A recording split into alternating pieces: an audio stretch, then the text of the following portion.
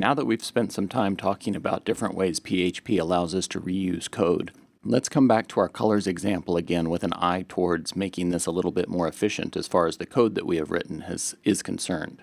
One of the very first things that comes to my attention when I start thinking about our colors example is the fact that on, I believe, 4 out of the 5 of our pages here, on index, show, edit, and destroy, we've gone through a process very similar to what I have right here on my index page, which is a basic process that we were going through in order to load all of the colors from our file. On the index page, we of course went through that because we wanted to be able to display all the colors. On the show page, we went through the same thing so that we could pick out the one color to show. On edit and destroy, we went through it so we could then manipulate the group of colors and then write them back to the file again. Since the same essential code is present on all 4 pages, this seems like a pretty prime candidate for something to become a function.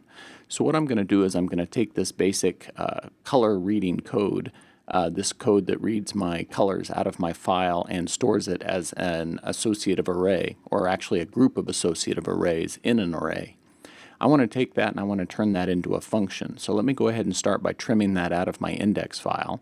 Then I'm going to start a new file. I'm going to drop that in.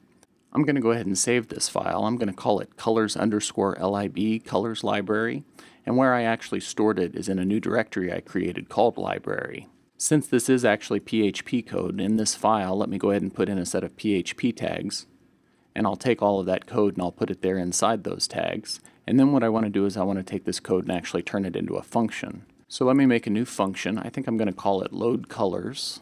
And I'm going to set it up so that it's going to be past the name of the file that the colors should be loaded from. So I'll make a new variable called file name, and it'll be in that file name variable that I will have the actual name of the file to load the colors from. Again, let me scoot that code around a little bit. I'm going to scoot it up and put it into that function itself so that whenever I call my load colors function, all of that code will execute. Here in the file where I had the hard-coded file name for loading the colors from, I'm instead going to use my file name variable right there. So let's see if that makes a bit of sense. So what I have this function doing is creating an array called colors. I then have the file function load in all the data from my file, split into individual lines. Then my for each loop goes through each one of those lines, explodes it on a tab, since that's how my file is delimited. I take that data then and I put it into another array called color, this being different than the colors, plural, array I had up above. And then I take that color and I put it into the colors array. As I recall, we actually made a bit of an improvement to this section right here on some of our other pages, where instead of just taking the color and putting it directly into the colors array, we actually stored it in the colors array based on its ID. So let me change that line a little bit. What I'll do is I'll say into the colors array based on the ID of the color, which is the color array element ID, to that point in the array assign that new color. So color, which is the associative array containing the actual details of the color, that gets put into the colors array, and where it's put into the colors array depends on the colors ID. So if the colors ID is 0, it'll go into the 0th element of the colors array. When all that's done, I suppose the last thing this function would then need to do is to return that colors array. Since returning the colors array or getting access to all of the colors in an easy-to-use manner is basically the purpose of this function. So I think that's kind of the general idea right there. If I jump back over to my index page now, I've actually removed all of the PHP code that was up at the top of my page. Let me replace all that code that was up there instead with a require. In the require, I'm going to direct it over to my lib directory where I'll tell it to load my colors lib file. The reason I put it over in that lib directory doesn't have anything specific to do with anything really, other than just the way that I typically like to keep my own code structured. Files that are just groups of functions, library files I would call them, I usually put off in their own library folder. If I needed to move them to another project, then it's just a matter of copying and pasting a single folder. I don't have to try and pick them out from amongst all the other files that may also be in there. All right, once I have access to that color library file, let me go ahead and call my load color function, and I'll pass it the name of my file, and hopefully that will do the trick. If that works, then we'll end up with our colors array. Our colors array is then what we actually make use of down in the body to be able to display all of the individual colors. Here's the colors array being used in my for each loop. Here on my index page, if I hit refresh, It looks exactly the same as it did before. That's a good sign. So moving that function, moving that code out to a separate function, didn't have any adverse effects. It let me keep doing the exact same work I was doing before, and at the same time it actually cleaned up my index page quite a bit. I've drastically reduced the lines of code that were up there at the top of this file, and I would also claim that I think I've improved the readability of the code. Instead of somebody having to read through the code that I had here before and try to sort of mentally determine what it was doing, now I've assigned sort of a name in the form of this function to all of those statements. So now somebody could look at this and say, well, it sure looks to me like they're probably loading some colors. So hopefully that makes sense.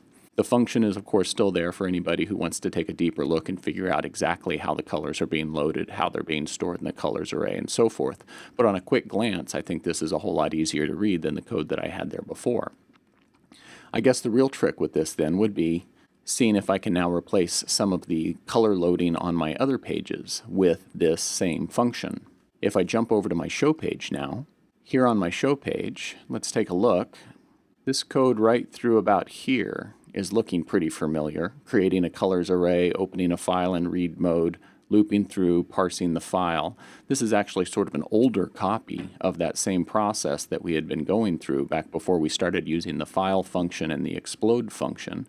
See, this is the kind of thing that happens when you write all the code sort of one-off for every page. No functions used. Things drift out of alignment with one another. So this is an older copy of the process I was using to actually load in my colors. What I could do at this point, I guess, is I could see if I couldn't just replace that with the new function call that I've made available. So let me wipe out this bit of code.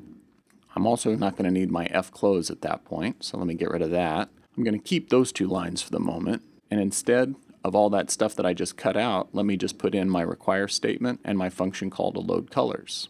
I'm going to take the actual require itself, and I'm going to move that up to the top of my file. Again, functionally, all I have to do is make sure I do the require before I call the function. Actually, you know, now that I think of it, I probably don't even have to do that.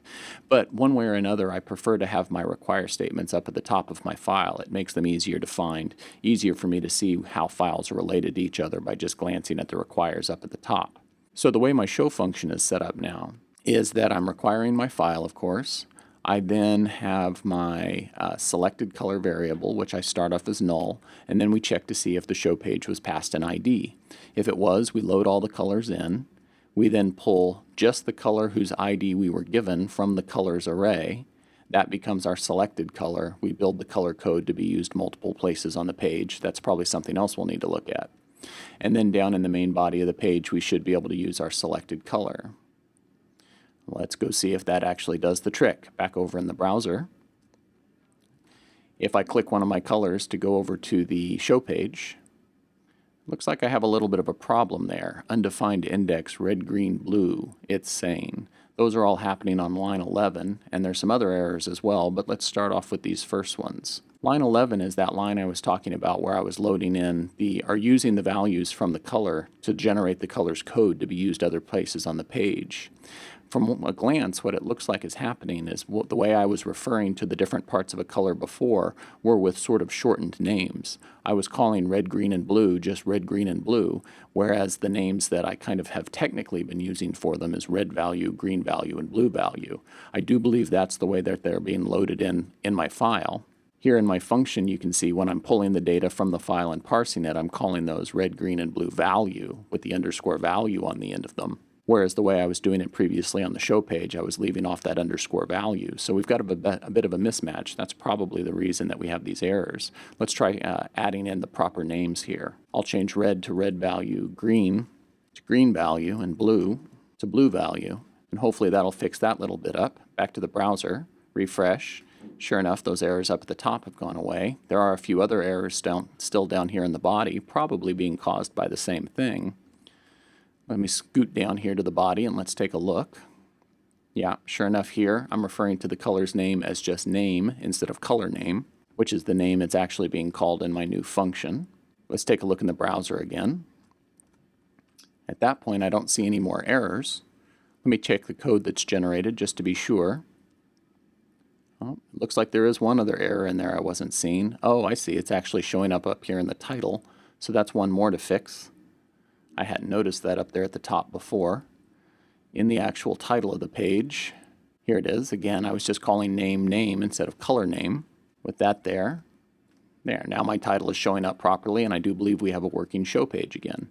So my index page is working using my new load color function, and now my show page is working using my new load color function. Alright, the new page doesn't actually load in all the colors. The new page is the only one of these 5 that doesn't actually have use of the entire set of colors, so that one we don't actually need right now. Or wait a minute, is that right? And now that I think about it, on the new page we did load in all the colors, didn't we? Look, it's right here.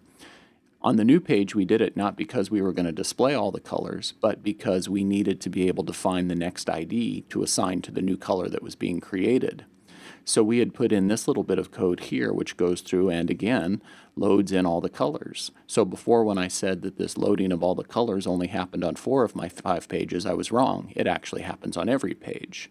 So let me wipe that code out of my new page, and then in its place what I'll do is I'll drop in my new bits of code, my require to load in my colors library and the calling of my load colors function. I'm again going to take the require itself and I'm going to move that up to the top of my new page. There it is. I also see up at the top of my new page I'm declaring a colors array up there. Not sure I'm actually going to need that with that new function, but I'll leave it for the moment. So now where we are looking is if the form has been submitted, if there have been no validation errors found. Here I set my file name. Let me go ahead and use that file name to pass to load colors. There. Once all the colors are loaded, I then use that colors array here in this for each loop to go through and find the last ID that's used. Let's see on the new page if we're still able to create new colors. Back in the browser, I'll jump over to the new page. On the new page, if I try to submit a blank color, it didn't seem to work. What if I try to create a new color?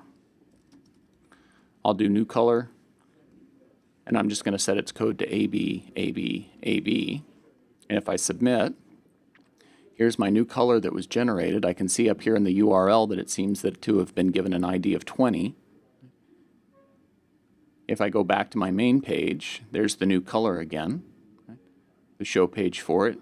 The new page seems to be working okay with that new code added with no other changes. It just let me eliminate that chunk of loading color code and replace it with just my function instead. So that worked out very smoothly. On the edit page, we have something that looks like very similar to what we had right here on the new page. Let me go ahead and wipe that out. And in its place, I'll drop in the require and the calling of my loading color function. I'm going to move the require up to the top. I think you're probably getting a hang of the routine now. There it is. Instead of having the color name hard-coded right here, I'll use the color or the file name variable that I had declared there just a line above to be used other places in the file if necessary. So on my edit page now, we load in our library, we make sure we have an ID, we set up all of our different variables. We have a selected color which starts off null. We load in all of our previous colors. Then if we actually have an ID, we pull our selected color out. And then it's that selected color that's used to pre-fill the form. We extract the selected color, or the attributes, the different values of the selected color into our individual variables.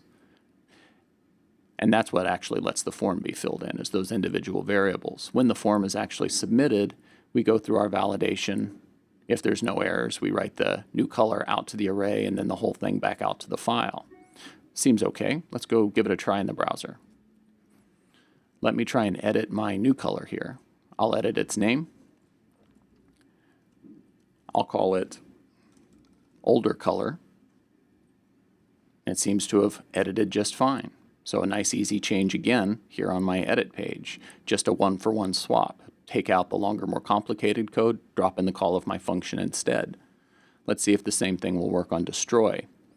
On my destroy page, right about here, it looks like I have the code for loading in my colors.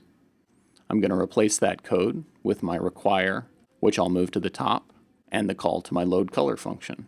Again, I have a file name already in a variable. I'll go ahead and use that file name, and let's see if that lets my destroy page work. If I jump back over and take a look at my older color, if I click the destroy link for it, the older color has disappeared. So I think we have created successfully a load color function, and we've now made use of it throughout our entire page. So many good things about that. Now I know that all of my pages are using the exact same technique to be able to load in all my colors. I know that on all of my pages, my color attributes like its ID and its name and its red, green, and blue values will all be treated exactly the same way. We'll go by the same names, the same variables. So better consistency across the entire application. Also now, if there were ever a change that I needed to make, if for some reason I decided to reorder the red, green, and blue values, now I only have to really do that here in this one place as far as loading is concerned. If I wanted to add another piece of data to my file, I have one place that I need to actually add the code to load that new color. So it should overall make most everything about working in this quite a bit easier than it was before. I really like these functions. This is nice, isn't it? I wonder what else we could potentially do that would make things easier. Well, here's another idea. Back over on my index page, there was a place, right about here, where I took the red, green, and blue value for a color and I turned it into what I called a code. Basically, I wanted to take each one of those separate color parts, the red part, the green part, the blue part, I wanted to stick them all together into a proper hexadecimal color code like we often use in HTML and CSS. That's great. It is a weird little bit of code to have thrown in right here. The reason I did it was because I was then going to need it to set the actual background color in some inline CSS I was doing. And I'm using it as the actual sort of text representation of the color itself. I'm actually showing that code to the user. Over on the show page, I was doing essentially the same thing. So this same code that I have for converting, or the same statement that I have for converting the individual color parts into a color code happens on at least 2 pages in at least a couple of places. So that sounds like it might be another one right before turning into a function. So let me take that and let me chop it out of my index page. And again, I'm going to jump over to my color library file where I created my load color function, and let me add a new function in here now. I'm going to call this function color code 4. And I'm going to tell this function it's going to be passed a color. And I'm going to assume that the color that it's going to be passed, I have to spell function correctly there, I'll assume that the color it's going to be passed is going to be in the same format that the color arrays are created in my load color function. So in a way it's kind of nice that those two are right next to each other. I'm going to paste in the code that I just copied off my index page. I'll get rid of those extra PHP tags which are now needed. And after that, it looks like the main thing I need to do is sort of rename a variable. Where I was calling it before fields, that's what the array was called on my index page. Here, I'm working with a color variable that will be passed to this function. So instead of fields, color in all those different places. So I'm saying take the red value of the color, the green value, and the blue value of the color, append all those together, convert them to uppercase, and then that becomes the code. Well, I don't really even need that code here in this particular function. What I need to do instead is return it. So let me just turn that entire thing into a return statement. Just generate that color code and return it immediately. The way I could then use this function is back over on my index page whenever I actually needed my code, like right here for example.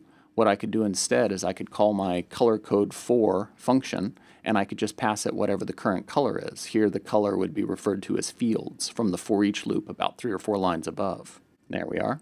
And just right here I have need of the color code. So also let me call my color code 4 function and let me pass it fields. And that should do the trick. Let's take a look at the index page in the browser. I hit refresh in the browser and it looks like my color codes are all showing up. The actual color itself is there and the color code as text is being displayed, so everything looks pretty nice. How about over on the show page? If I click on one of my colors and go to the show page, the color itself is shown here and right here. And on this one you might notice I still have lowercase letters mixed into it. Again, a problem with inconsistency. On the index page I had set it up so that I always capitalized all the letters in those color codes, but since that was done completely separately with completely separate code over on the show page, that capitalizing of the color codes didn't make it that far. So if I switch my show page over to using my function, it'll make it much more consistent that way. So here on my show page, here's where I was actually generating my code before. If I really wanted to minimize the amount of change that I have to make here, what I could do is I could just call my color code 4 function and I could just pass it my selected color like that. I would then take that same code, put it here into my code variable, which is then what's actually used down in the body. You notice now that we're working on this second function, I'm not having to worry about the require as much. Now that I have that color library already required, it's just there for me. So I can add as many functions to that color library as I want, and I kind of in a way get them for free. Back over in the browser now, on my show page, now the colors are showing up capitalized. Everything's still working just the way it is. It's more consistent with the way things are being displayed over on the home page, on the index page. Overall, a big improvement. As far as I can recall, I believe those are the only two pages where the actual color code itself is being used. I wonder what else we could do in here though. Here's another idea for what might make a good function. Over on my new page, I have a rather gross line in here where I'm taking a color as an array. In this case, it's the post array. And I'm setting it up as a string, a tab delimited string. So I actually have the ID for the color that I'm, in this case, generating, a tab, the color's name, a tab, the red value, a tab, right? And the color value parts are all being converted to lowercase when they're actually being stored. Over on the edit page, I have another line that is very much like that. Here it is right here on line 55. Same basic idea. I have a color's ID, a tab, lowercase version of the color's name. Ooh, I didn't really want to do that, did I? Didn't want to mess up my color name. Doesn't matter, it's about to be replaced. I have a lowercase version of the red value, the green value, the blue value, so the same basic thing I had on the new page. What about on the destroy page? Well, look at that. There it is again on the destroy page. On the destroy page, though, it looks like I'm not actually lowercasing anything.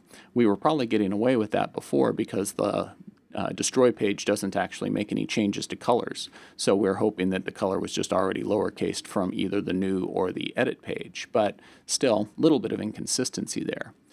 But still a fairly complicated little line of code that's actually occurring in 3 different places in my application on 3 different pages. It's again a situation where I think that would probably make a fairly decent function. So how about I take one of the copies of that capability that I'm working on. I think I'll take the one from the edit page. I'm going to copy that, bring it over to my color library file, and let me make yet another function. I'm going to call this function color as string. Color as string. There we are. I'm going to, kind of like the color code for function, I'm going to let this function know that it's going to be passed some color. And then what I wanted to do is to take the color that it's passed and to turn it into a string. So let's say to do that, we're going to take the color's ID, a tab, the color's name, lowercase version of the color's red value, lowercase version of the color's green value, and a lowercase version of the color's blue value with a new line at the end. We'll take all of those different parts, we'll append them all together so that the entire thing then becomes a string. I could then return that string back to whoever actually called it, and hopefully on those 3 pages that will give me an easier way of being able to convert a color array into a string. In a way, this functions a little bit like being the counterpart for my load color function.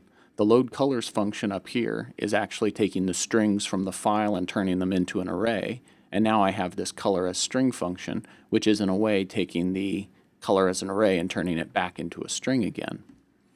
Let's jump over to my new page, let's say.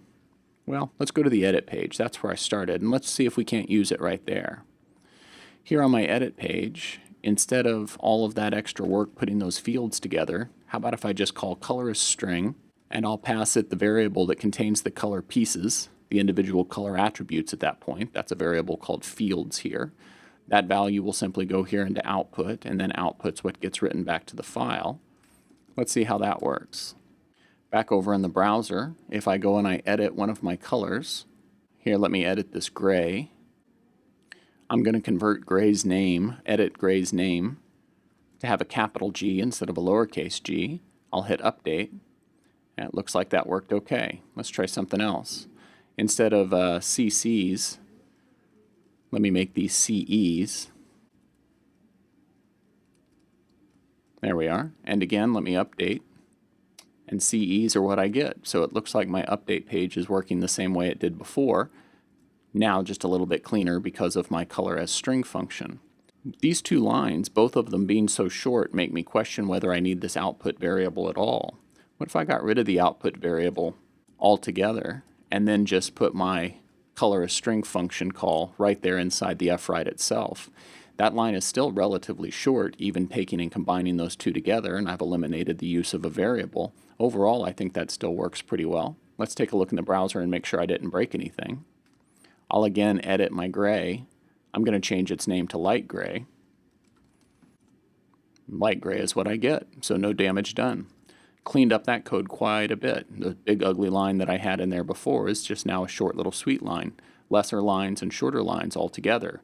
That's of course a little bit of a scam because I do have lots of new code over here in my color library file, but once that code is actually written, it's there, it's essentially free. Over in my destroy page now, I should be able to do essentially the exact same thing.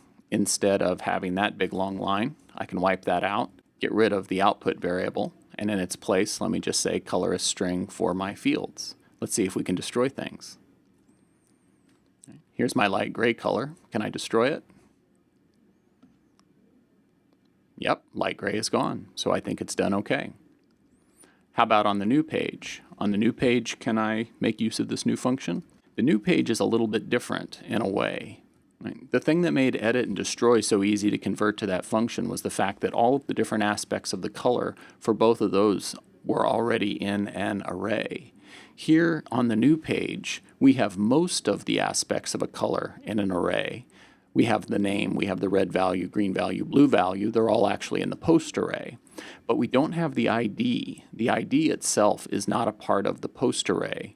So that potentially makes this one just a little bit more complicated. I suppose probably the easiest thing to do would be just to make my own array. What if I made a new array called new color? And for new color, what I could do is I could set it up to be an associative array of the same type as is being used on those other pages. So I could say it's going to have an ID, and the ID's value will actually be pre-incremented version of the last ID variable, just like I have there below.